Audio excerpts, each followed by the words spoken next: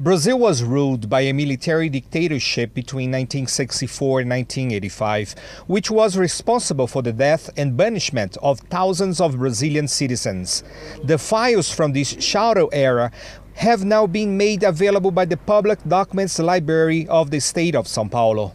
The documents available now at the Sao Paulo Public Documents Office are dated from 1923 to the end of the 21-year dictatorship in 1984. These documents show the great interest of the state in monitoring people that they consider their enemies. With this new information, Brazilians can now know what the government was doing behind their back.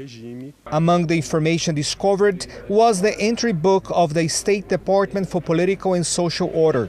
The names of the agents, their victims, and the visitors from the American embassy are all there. As a result, systematic persecution began by those governments allied to the US of people with left-wing ideologies. The US wanted to avoid a Cubanization of the region and basically told the local governments to find those who did not think like them.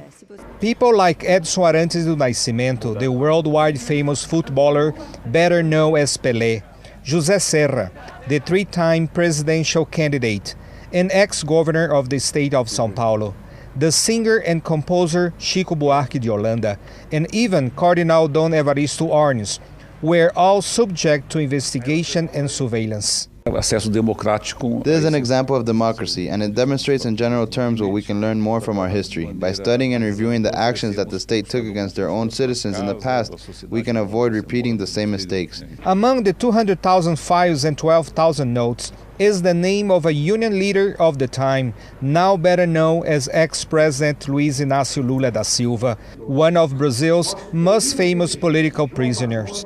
Almost 3 decades separate us from the events of the dictatorship that ended in 1985. Nevertheless, the truth about what happened in that era is still not totally clear.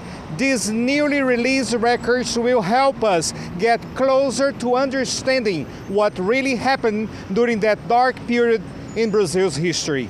Reporting from São Paulo, Brazil, Ronnie Corvello, Press TV.